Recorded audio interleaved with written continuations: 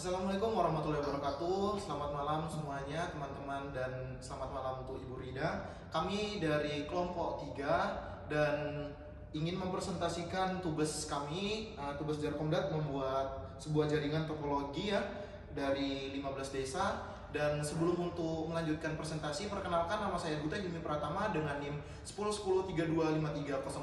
Saya dari jurusan S1 Teknik Komputer, Fakultas Teknik Elektro angkatan tahun 2025. Dan rekan di sebelah saya yang membantu membuat tugas ini adalah Perkenalkan, nama saya Kiko Ardiansyah, NIM saya 101032500173. Saya S1 Teknik Komputer, Fakultas Teknik Elektro. Oke, lanjut aja teman-teman, karena perkenalannya sudah diperkenalkan, jadi kita langsung untuk presentasi tugasnya. Nah, di sini saya akan menjelaskan PPT dari kelompok 3.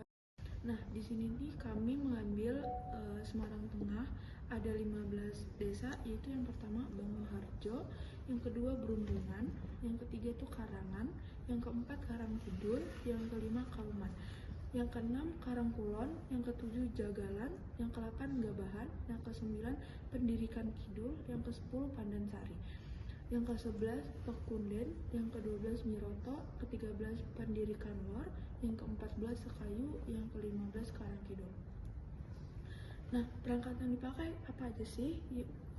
Yang pertama yaitu server, yang kedua PC, yang ketiga laptop 1, yang keempat laptop 2, yang kelima printer, yang keenam access point. Nah, kenapa access point itu nggak ada IP address-nya? Karena dia hanya sebuah perantaranya saja.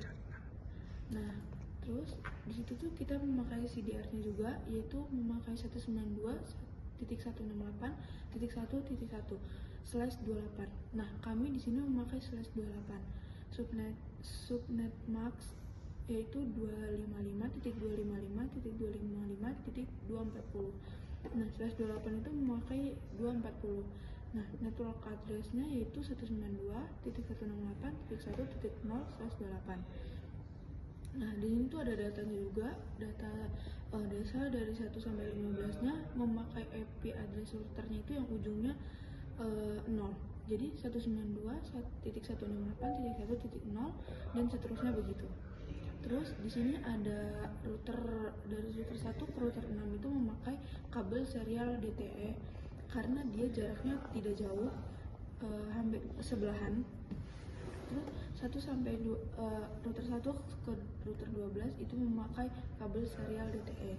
Nah, router 2 ke 3 itu memakai kabel serial DTE, router 3 ke 4 kabel serial DTE. Nah, yang ke router 1 sampai 3 itu fiber optik. Kenapa memakai kabel fiber optik? Karena jarak dari router 1 ke router 3 itu lumayan jauh. Nah, ada beberapa pakai fiber optik, ada 5 router yang memakai karena itu jaraknya jauh. Nah, sekian dari presentasi saya. Di sini teman-teman, saya akan menjelaskan ya dari topologi yang kami gunakan, yaitu dari 15 desa tadi kami menggunakan 2 topologi. Karena di persyaratan tugas besarnya di situ menggunakan mix topologi. Jadi kami menggunakan 2 topologi. Kenapa sih kami menggunakan 2 topologi? Karena topologi utama itu adalah topologi ring atau berbentuk lingkaran. Jadi ring itu berbentuk lingkaran itu berguna saat dia mengirimkan data. Jadi dari router 1 atau dari desa Bangunharjo itu sebagai desa pusatnya, itu dari router 1 terus dia muter sampai ke router 15. Nah, kami menggunakan topologi mesh dikarenakan apabila di topologi utama atau topologi ringnya terjadi permasalahan atau sebuah problem ya. Nah, kami di situ bisa menggunakan topologi kedua atau topologi mesh. Nah, namun di sini topologi mesh ini kekurangannya adalah berbiaya tinggi. Nah, jadi perusahaan-perusahaan itu yang perusahaannya emang udah bagus, udah berkembang, udah punya banyak cabang, baru dia berani memasang topologi mesh.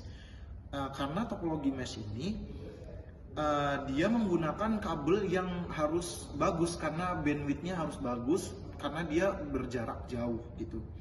Jadi untuk topologi ring itu bisa menggunakan menggunakan kabel serial DTE ya. Nah, dan di topologi mesh-nya baru kami menggunakan kabel fiber optik. Nah, kenapa sih kami menggunakan kabel fiber optik? Nah, seperti yang udah saya jelaskan tadi, kenapa kami menggunakan kabel fiber optik? Karena agar bandwidth-nya tuh kenceng dan tidak sering terjadi suatu kesalahan atau tabrakan data. Karena kabel fiber optik itu adalah suatu kabel yang benar-benar terpercaya gitu. Istilahnya benar-benar kenceng. Kalau dalam kehidupan nyata ya, kabel fiber optik itu sangat kenceng. Dan zaman sekarang tuh untuk wifi ya kan, IndiHome ataupun lain segala macam itu udah menggunakan kabel fiber optik karena dia lebih cepat dan bandwidthnya tinggi gitu. Nah, di sini teman-teman bisa lihat sendiri dari fisikal ya. Di sini dari fisikal ada dari di Kelurahan Bangunharjo ya. Pusatnya adalah Kelurahan Bangunharjo, baru kelurahan ini.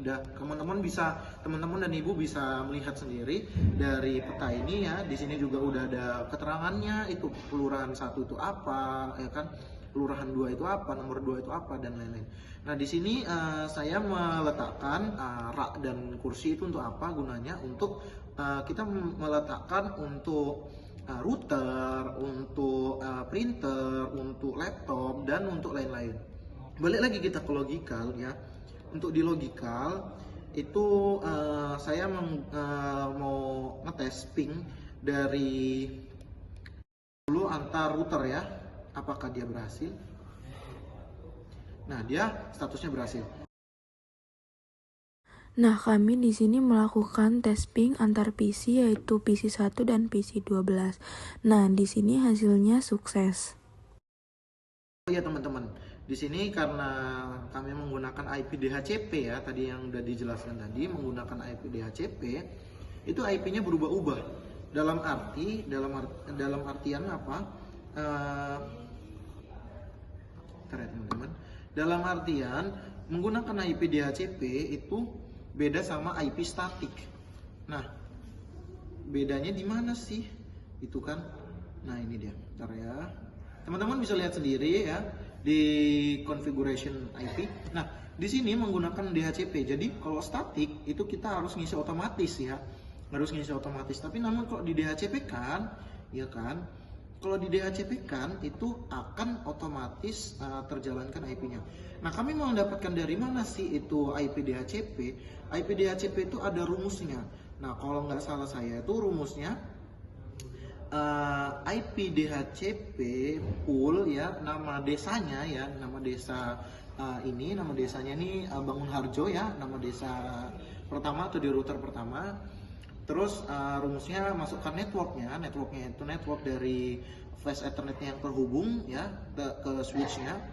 Terus masukkan juga subnet max-nya ya 255 itu, terus akhirannya 240. Nah, setelah itu baru buat IP router DHCP-nya ya, default router ya, masukkan.